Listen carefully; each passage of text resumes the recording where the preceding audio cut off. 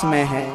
यदि विश्वास है तो मंदिर में भी है, खंबे में भी है, कण-कण में भी है और तीर्थों में भी है। और विश्वास नहीं है तो कहीं नहीं। रावण के सामने कौन खड़ा है? राम जी।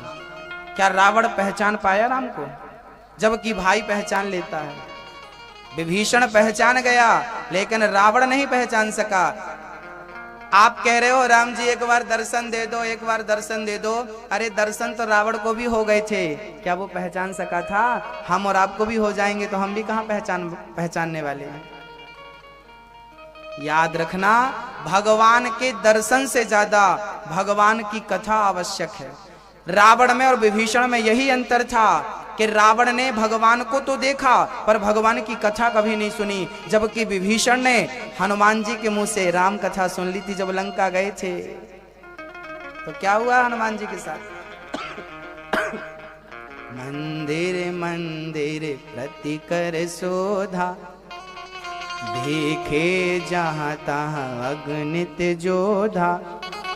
गयों दसानन मंदिर माही, अति विचित्र कहीं जात सुनाही।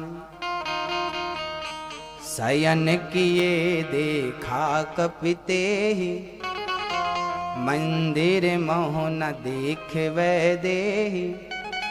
भवन एक पुनि दीख सुहावा, हरि मंदिर तहाँ भिन्न बनावा। कैसा भिन्न था? रामायुध अंकित ग्रह, शोभा वर्णि न जाय। नव तुलसी का वृंद तहाँ, देख हरस कपिराय। हनुमान जी को सीता नहीं मिली, कौन मिल गए रास्ते में? विभीषण जी मिल गए। और विभीषण जी जब मिले तो हनुमान जी को लगा ये रावण की माया तो नहीं है, तो ब्राह्मण का रूप बना लिया। और ब्राह्मण बनकर के जब खड़े भये, उसी समय विभीषण जी राम राम ते ही सुमिरन कीन्हा, हृदय हरस कपि सज्जन चीन्हा। यही सन हटि करी हूं पहचानी, साधु ते हों ही न कारज हानि। प्रातः काल उठकर विभीषण जी के मुंह से क्या निकला? आंख खुली, राम श्री राम श्री राम। हनुमान जी बोले रावण की माया होती तो रावण की माया का कोई भी राक्षस सुबह सुबह राम का नाम नहीं ले सकता। सुबह प्रातः काल राम का नाम लेने वाला कोई भक्त ही हो सकता है। और हनुमान जी खड़े हो गए। बाहर विभीषण आए, कौन हो? हनुमान जी ने क्या? राम कथा सुना दी। विभीषण ने लंका में ही राम कथा सुन ली। किसके मुंह से? वक्ता कौन था? श्री हनुमान जी महाराज। रावण में और विभीषण में मात्र इतना ही अंतर था, दर्शन तो दोनों ने किए, लेकिन एक ने पहले कथा सुन ली बाद में दर्शन किया, और एक ने पहले दर्शन कर लिया और कथा मरते दम भी नहीं सुनी। वो तो जब प्राण निकलने वाले थे तब रावण के मुंह से राम राम निकला। तब राम जी गए, लक्ष्मण से बोले चलो जरा गुरुजी से ज्ञान ले लो। कौन से गुरुजी? बोले रावण गुरुजी। लक्ष्मण जी बोले गुरुजी हैं? हाँ। राम जी बोले इनके चरणों में खड़े हो जाओ और इनसे ज्ञान लो। तब लक्ष्मण जी और राम जी ने रावण से ज्ञान लिया। मरते समय जब रावण मरने लगा ना, रावण की नाभि में बाण मारा राम जी ने। तब रावण से पूछा राम जी ने, क्यों तुम्हारे पास हमने हनुमान जी को भेजा कि सुधर जाओ, समझ लो। अंगद को भेजा, सबने समझाया, आपने किसी की नहीं सुनी। आप तो ज्ञानी थे, रावण जैसा अद्वितीय ज्ञानी कौन होगा? आप इतने बड़े ज्ञानी होके समझ नहीं पाए। रावण बोला प्रभु हम जानते थे कि आप भगवान हो, और सच कहें यदि हम आपकी भक्ति करने लगते तो हमारा बस कल्याण होता, लेकिन हमने आपसे दुश्मनी ठानी तो आपके हाथों सारे निशाचरों का वध हुआ, सबकी मुक्ति हो गई। सबकी मुक्ति में मेरी मुक्ति है। रावण ज्ञानी था, लेकिन गलती कहां हो गई? रावण प्रसंग मैं आपको सुनाऊंगा इन 7 दिनों में, रावण का भी वर्णन सुनाऊंगा, अच्छाई और बुराई दोनों रखूंगा आपके समक्ष। फिर आप देखिए कि क्या है रावण के अंदर।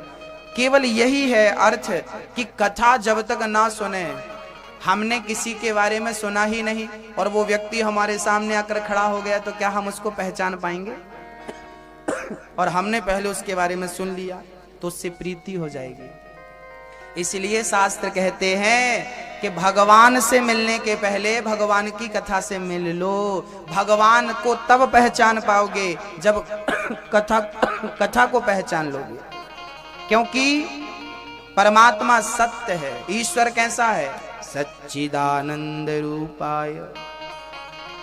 भगवान कहाँ है? आपने तो बोला कि मंदिर में, आपने तो बोला हमने भगवान को देखा ही नहीं अभी तक, और सामने ये बैठे हैं, अभी देख लो। विश्वास नहीं है ना। प्रहलाद को विश्वास था तो खंबा चीर के भगवान आ गए। आज भी विश्वास की ही कमी है, ईश्वर के आने में देर नहीं है। आज हमने ये विचारधारा बना रखी है, मान लिया कि ये पत्थर ही है। और याद रखना, एक मैया तो मंदिर गई भगवान का दर्शन करने, बेचारी 500 रुपए की चप्पल खरीदी और चप्पल पहन के मंदिर चली गई। अब वो मंदिर के सामने भगवान के सामने खड़ी है और बार बार ध्यान चप्पल में जा रहा है, कोई ले ना जाए, कोई ले ना जाए। तो उसने ऐसी जगह चप्पल उतारी कि भगवान भी दिख रहे थे, चप्पल भी दिख रही थी। सामने देखे तो भगवान, साइड में देखे तो चप्पल। अब बताइए, जो भगवान के सामने खड़े होकर के चप्पल का चिंतन कर रहा है, उसे भगवान कैसे नजर आएंगे? परमात्मा कैसे दिखेगा? परमात्मा समर्पण का विषय है। प्रेम गली अति साकरी, जा मैं दो न समाए। प्रेम गली इतनी सकरी है, संकीर्ण है, छोटी है, 2 लोग नहीं आ सकते। जब मैं था तब वो नहीं, अब वो है मैं नाय। प्रेम गली अति साकरी, जामे दो न समाए। जब वो था तब मैं नहीं।